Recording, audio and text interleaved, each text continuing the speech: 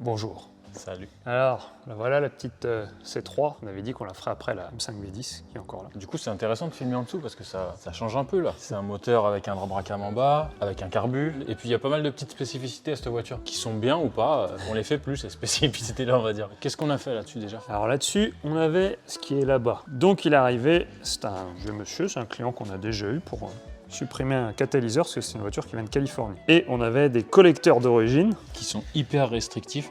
Sans ça, on va pas faire de dessin.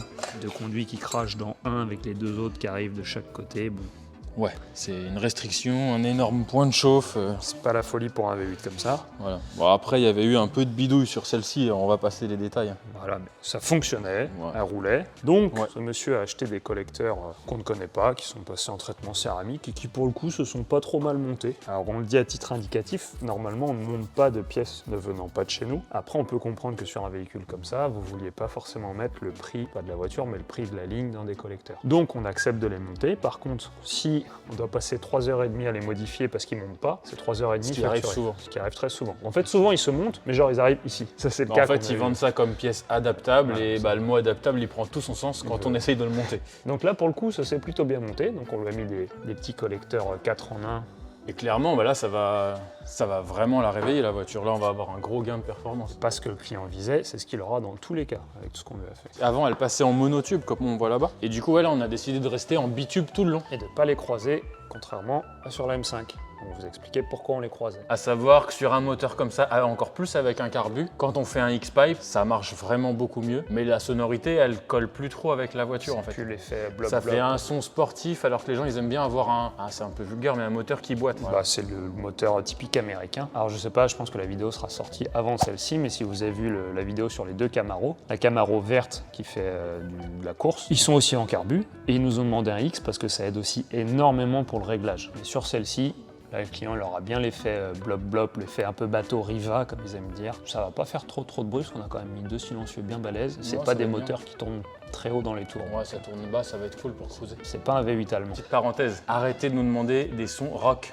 Ouais. Pour tout et n'importe quoi comme voiture. Le rock, c'était à la radio dans les années 60. C'est Johnny, le mec du Colorado, quand il a acheté cette voiture, lui il écoutait du rock. Voilà. Forcément, avoir un 1,6 litre qui a un son rauque, plus compliqué qu'un V8. Donc là, pendant qu'on la pose, il y a eu combien de temps de boulot dessus? 2 jours de boulot. Ouais. À savoir qu'on fait des journées 6h, 16h30. Ouais, voilà. Il y a un peu de temps de boulot. Donc quand on vous dit qu'on vous prend la voiture 3-4 jours, ça sert à rien de demander si on peut le faire en une journée.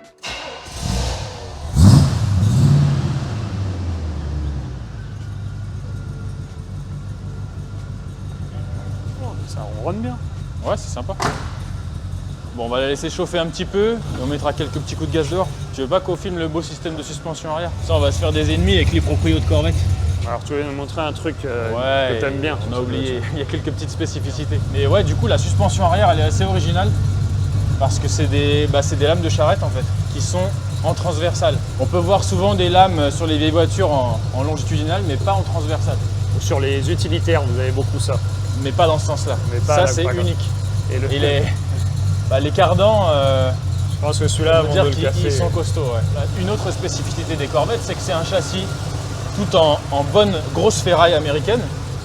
Et la carrosserie, tout le reste, tout est en fibre. Je pense que celle-ci, ils ont fait une super belle voiture. Ils ont dit au mec, ouais, fais-nous un dessin trop cool et tout. Et je pense qu'une fois que le dessin était fait, en fait, ils avaient plus de sous. Ils se sont dit, laisse-le comme ça. Ils se dit, bon, qu'est-ce qui reste là-bas? Parce qu'en fait, on n'a plus une thune.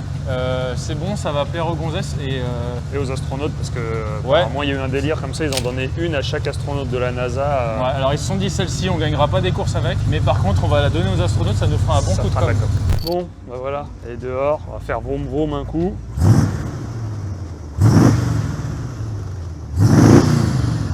Ah, c'est bien, c'est pas abusé, c'est pas trop. Et elle est jolie quand même. Alors imagine-toi, t'avais ça dans les années 60-70, t'avais la classe quand même, t'étais le patron. Le gars qui a dessiné ça, bon le pauvre, je pense qu'il est mort. Imagine quand son petit-fils, le Johnny, il a dessiné le petit cruiser. Bon, sur ce, dites-nous si vous aimez bien, laissez-nous un commentaire.